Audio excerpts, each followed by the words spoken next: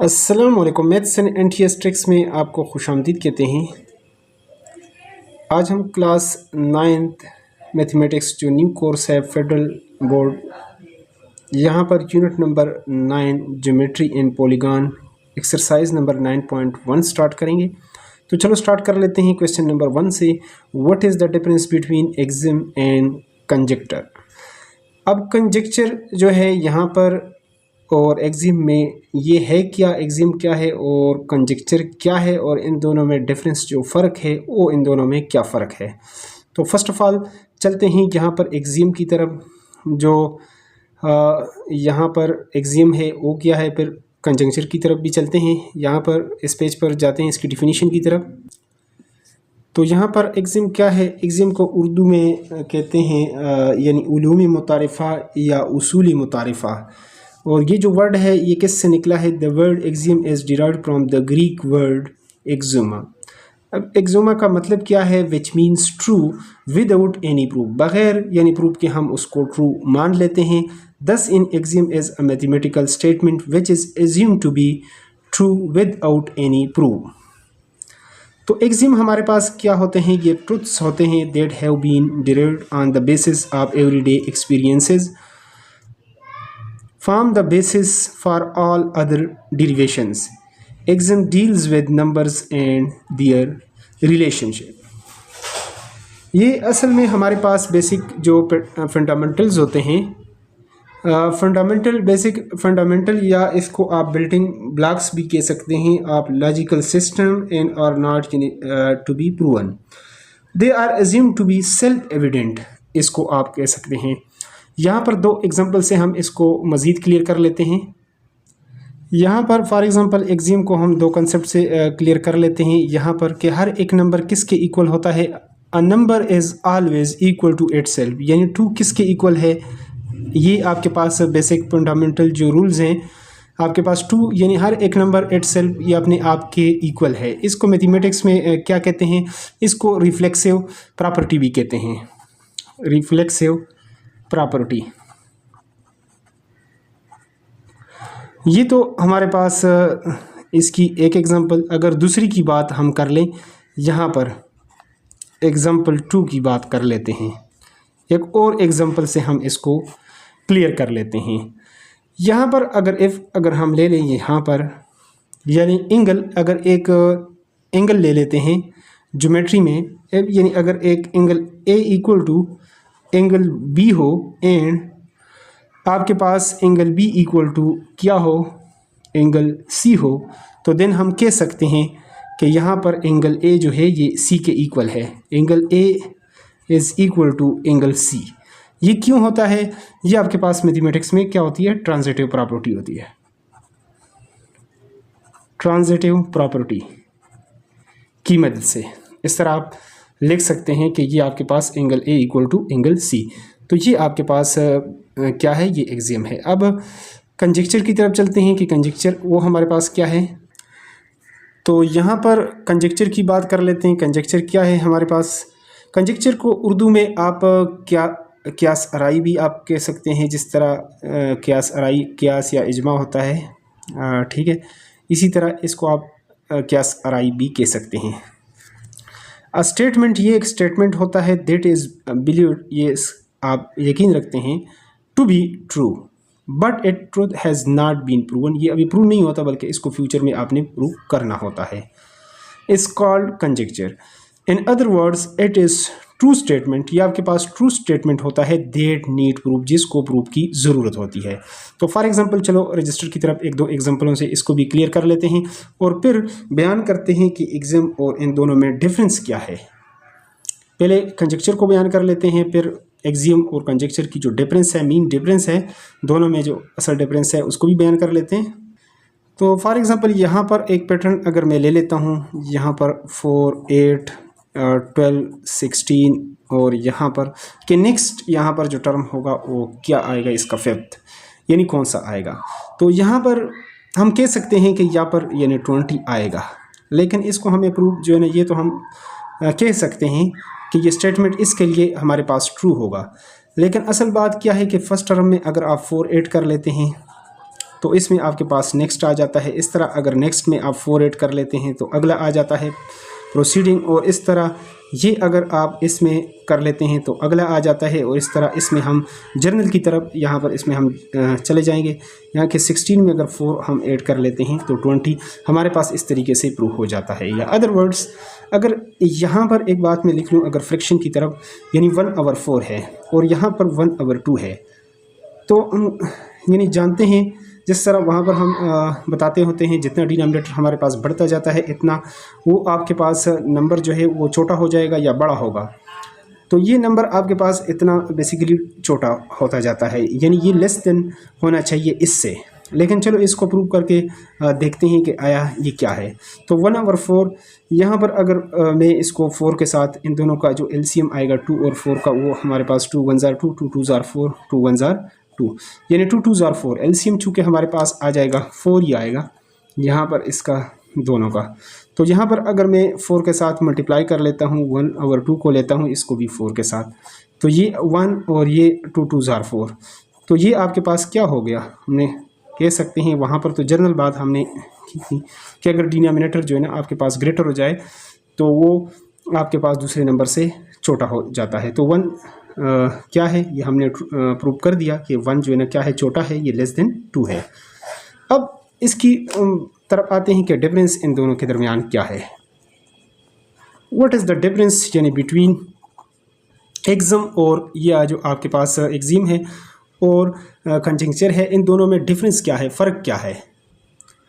तो यहाँ पर 2 बातें आपने याद रखनी है इसकी जो डिफरेंस के लिए। इन एक्सम आपके पास यानी accepted is true and use without proof, ये आपके पास ट्रू माना जाता है विदाउट प्रूफ, इसको आप यूज़ कर सकते हैं। दूसरी बात यहाँ पर कंजंक्चर में, कंजंक्चर इज़ अ प्रोपोजिशन, ये आपके पास ऐसे प्रोपोजिशन है that is suspected to be true, इसको भी आप ट्रू मानते हैं बट रिक्वायर प्रूफ और डिसप्रूव, उसकी आपको ज़रूरत होती है रिक्वायर। एक दूसरी बात कंजंक्चर यानी कैन बिकम थ्योरम यानी वंस दे आर यानी प्रूवन, और they can be shown to be false यानी इट इज़। तो अगर ये आप उसको यानी प्रूव कर लेते हैं इसको, तो वो आपके पास बाद में यानी थ्योरम यानी वो बन सकता है। अब यहाँ पर आप जो है पहले इसको डिफरेंस एक्सियम और कंजंक्चर को आप कर चुके हैं। क्वेश्चन 2 क्या है, which of the followings are mathematical statement. Mathematical statement ये आपके पास इसकी जो डिफिनीशन है ये क्या है, पहले इसकी डिफिनीशन कर लेते हैं, फिर 1 बाय 1 इसको कर लेते हैं कि कौन सा मैथमेटिकल आपके पास स्टेटमेंट है, नहीं है, ट्रू है या फॉल्स है। 1 बाय 1 इसको डिटेल से सॉल्व कर लेते हैं। तो यहाँ पर फर्स्ट ऑफ ऑल बात कर लेते हैं कि मैथमेटिकल स्टेटमेंट क्या होता है। अ mathematical statement is a sentence, ये आपके पास ऐसा सेंटेंस होता है दैट इज़ आइदर ट्रू और फॉल्स, या ये ट्रू भी हो सकता है फॉल्स भी हो सकता है, बट नॉट बोथ, लेकिन दोनों नहीं हो सकते। इट इज़ अ डिक्लेरेटिव यानी स्टेटमेंट ये आपके पास होता है दैट इज़ अ ट्रूथ यानी वैल्यू।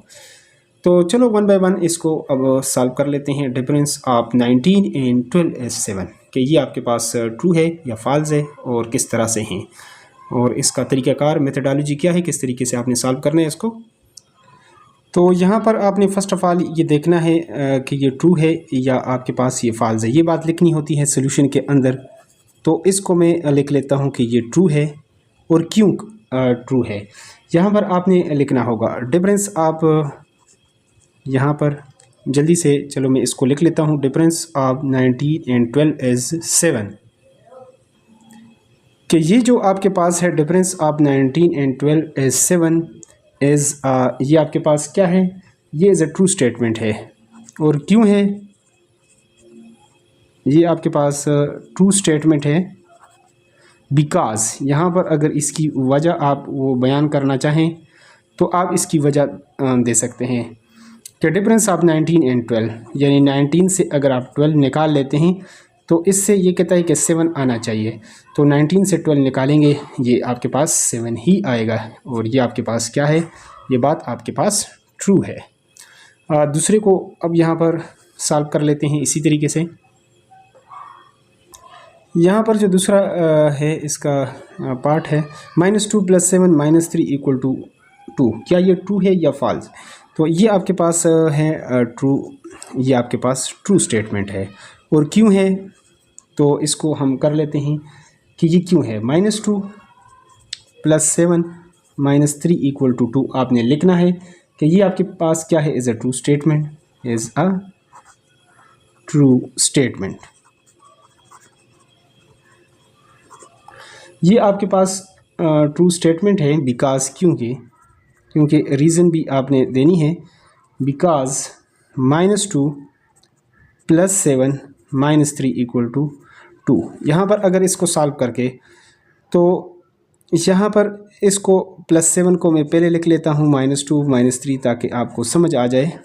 तो सेम साइन हो तो वो होते प्लस है, लेकिन साइन माइनस का 2 रुपये आपने लिए थे और 3 और ले लिए, तो ये 5 हो गए, टोटल 5 रुपये आपके ऊपर उधार हो गया। और इस तरह 7 से अगर आप 5 निकालेंगे तो 2 = 2 left hand side = right hand side. तो ये आपके पास सिंप्लीफाई हो गया है कि 2 = 2 ये आपके पास यानी ये ट्रू है। तीसरे को अब यहाँ पर सॉल्व कर लेते हैं कि तीसरा आपके पास क्या है, उसको भी सॉल्व कर लेते हैं। तो यहाँ पर +34 है और 34 + 16 ≠ 50 कि ये आपके पास क्या है, ट्रू है या फॉल्स है। तो ये बात तो है आपके पास क्या है, फॉल्स है तो गलत है। और किस तरह गलत है कि इसको अब यहाँ पर आप पहले आपने लिखना है कि 34 + 16 ≠ यानी 50, ये आपके पास कौन सा स्टेटमेंट है, इज़ अ फॉल्स स्टेटमेंट, ये फॉल्स स्टेटमेंट है। और क्यों, इसका आगे आपने वजह जो है वो बयान करना है, बिकॉज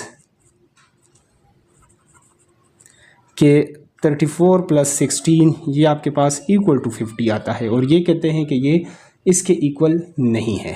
तो यही आपने इसका जो है वो करना है, देना है। नेक्स्ट वन चौथे की तरफ, अगले की तरफ चल पड़ते हैं। तो यहाँ पर जो चौथा पार्ट है इसका a + b = 9, क्या ये स्टेटमेंट है या नहीं है। तो नॉट अ स्टेटमेंट यहाँ पर आप लिख सकते हैं कि नॉट अ स्टेटमेंट। और नॉट अ स्टेटमेंट ये क्यों है, यहाँ पर इसकी जो वजह है कि यहाँ पर a + b is not a statement, यानी मीनिंगफुल स्टेटमेंट उस तरह ये नहीं है जिसका कोई ख़ास यानी मतलब हो, यानी विदाउट कॉन्टेक्स्ट है ए एंड बी कि ये वेरिएबल है आपके पास यानी कांस्टेंट है, क्या है, तो नॉट मीनिंगफुल, तो लिहाजा ये आपके पास नॉट यानी स्टेटमेंट हुआ।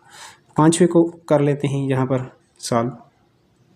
यहाँ पर जो अगला है a + b whole square is equal to a² + b², यहाँ पर इस तरह भी आ सकता है +2ab + b² या a² + b² + 2ab।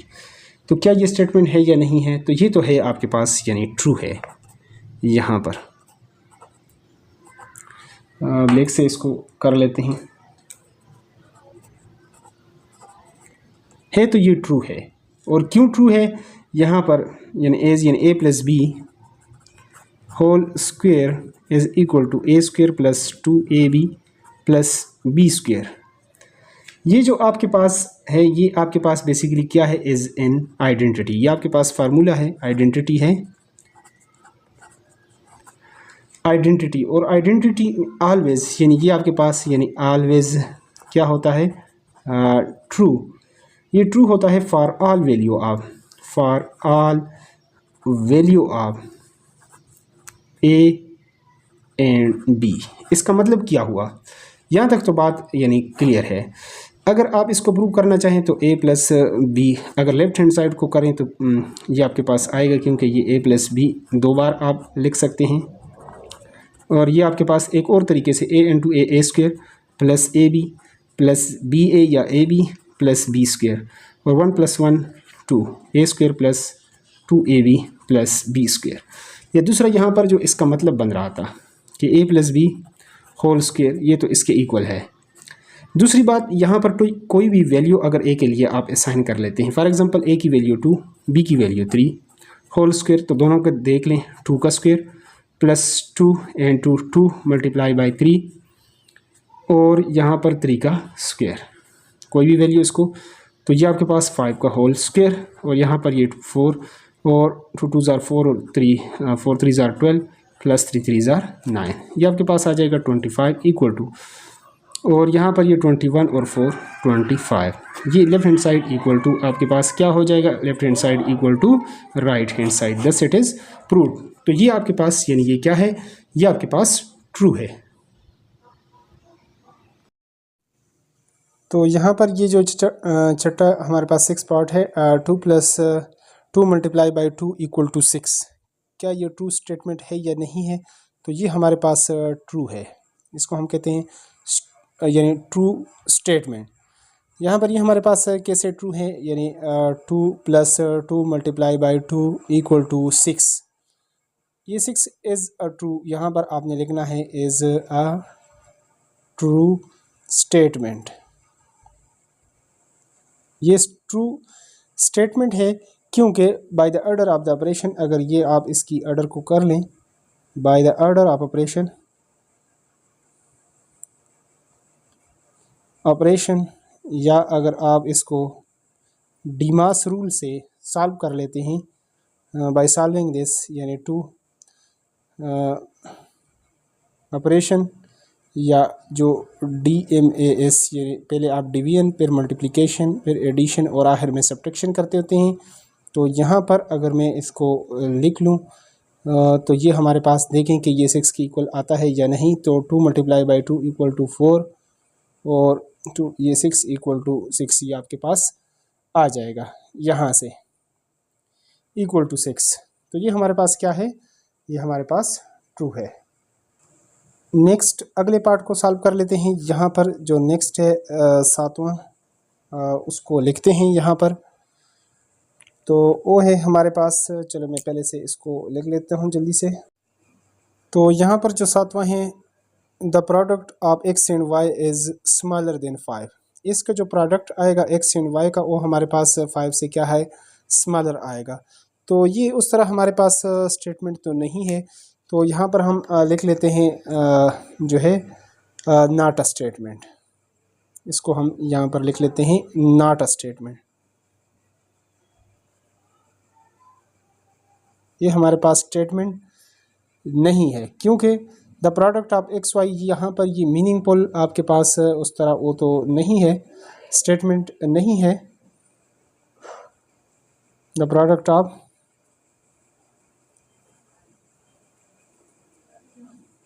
X and Y is smaller than 5, ये आपके पास क्या है, ये आपके पास एक मीनिंगफुल स्टेटमेंट नहीं है। So it's not a statement, ये so it's not a statement, ये आपके पास स्टेटमेंट भी नहीं है, यानी ये विदाउट कंटेक्स्ट है, इज़ नॉट अ स्टेटमेंट। यहाँ पर आप लिख सकते हैं विदाउट ये आपके पास मीनिंगफुल नहीं है, विदाउट कंटेक्स्ट है, इस तरह ये आप इसमें लिख सकते हैं। अगले को सॉल्व कर लेते हैं। यहाँ पर जो 8वां है, if x is real number then either x <0 और x <0 और x = 0, ये आपके पास 3 कंडीशन। तो ये आपके पास क्या है, ये आपके पास ट्रू है। और ट्रू क्यों है, अगर ये आपके पास x इज रियल नंबर हो, इफ x इज रियल, अगर ये आपके पास रियल नंबर हो, देन आइदर x <0 और x <0 और x <0 is a true statement, इसको आप कह सकते हैं। और क्यों ट्रू है, इसका रीज़न आपको बता देते हैं। ये आपके पास ट्रू स्टेटमेंट है क्योंकि बिकॉज बाय द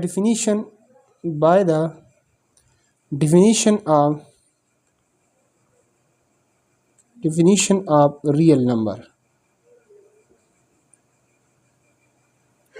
यानी अगर आपके पास x एक रियल नंबर हो तो x या तो इससे 0 से छोटा होगा, जो माइनस वाले नंबर होते हैं वो ज़ीरो से छोटे होते हैं, या एक्स से ग्रेटर जो पॉजिटिव वाले नंबर होते हैं वो ज़ीरो से ग्रेटर होते हैं, या वो ज़ीरो के इक्वल होगा। ये तीन ही बातें होगी, तीन ही कंडीशंस आपके पास होते हैं अगर एक्स आपके पास रियल नंबर हो तो। नेक्स्ट वन को सॉल्व कर लेते हैं। तो यहाँ पर जो अगला है 9th नंबर हमारे पास जो पार्ट है, ए ग्रेटर देन बी, अगर ए ग्रेटर देन बी हो एंड बी ग्रेटर देन सी हो then A less than C. तो ये क्या आपके पास ट्रू है या फॉल्स है? तो ये आपके पास क्या है, ये फॉल्स है। और क्यों है तो उसकी तरफ भी चलते हैं। ये फॉल्स है इफ़ अगर आपके पास ए ग्रेटर देन बी हो and B greater than C then A less than, ये आपके पास less than C is a false statement. ये आपके पास क्या है, ये आपके पास इज़ अ फॉल्स स्टेटमेंट है। और क्यों है वो कंडीशन आपको यहाँ पर बता देते हैं स्टेटमेंट, बिकॉज क्योंकि अगर ए आपके पास ग्रेटर देन बी हो एंड बी ग्रेटर देन सी हो, यानी ए बड़ा हो बी से, बी बड़ा हो सी से, दिस इम्प्लाइज दैट, इसका मतलब है ए बड़ा होना चाहिए सी से, न कि ए छोटा होना चाहिए सी से। इम्प्लाइज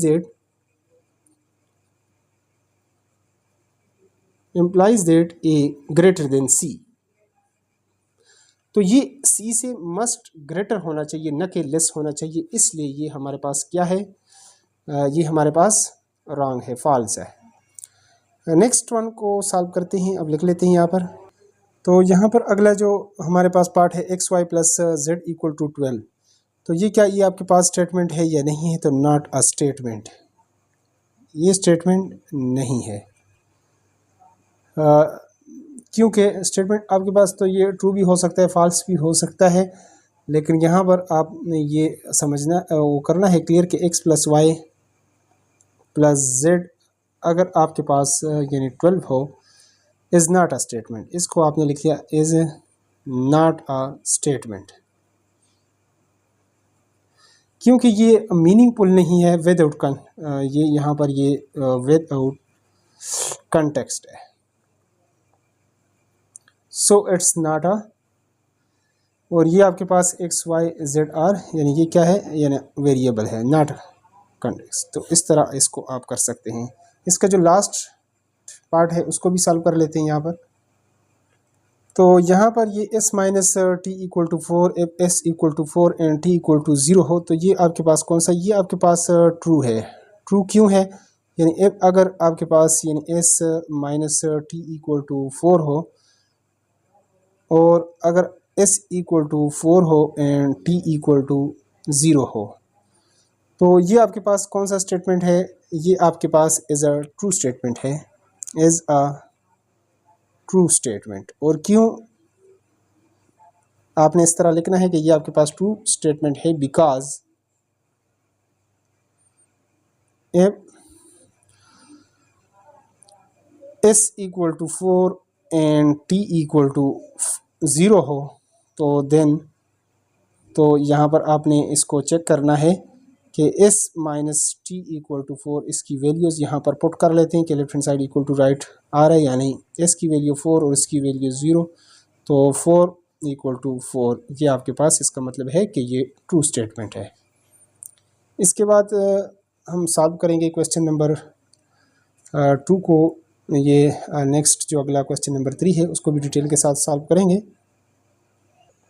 तो यहाँ पर क्वेश्चन नंबर 3 है आपके पास, the sum of a and b is equal to 0।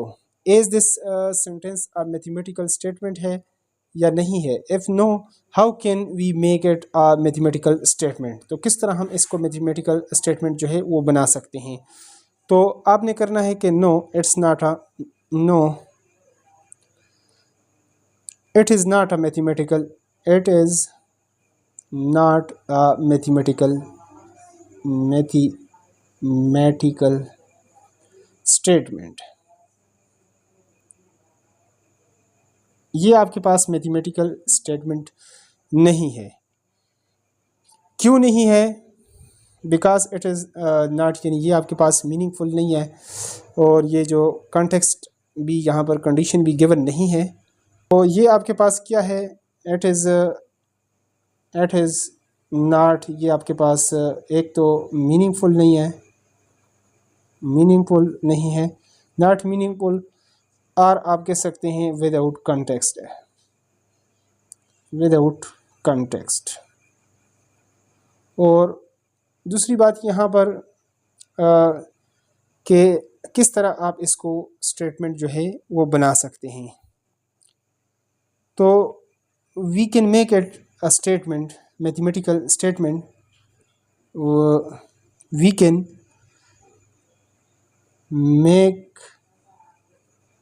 Make it mathematical statement, इसको हम मैथमेटिकल स्टेटमेंट जो है वो बना सकते हैं बाय असाइनिंग वैल्यूज़। इसको अगर आप असाइन कर लेते हैं by assigning values A and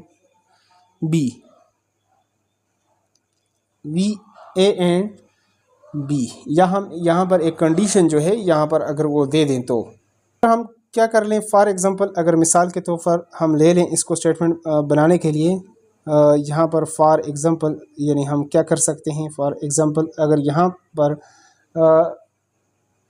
इसको हम फॉर एनी रियल नंबर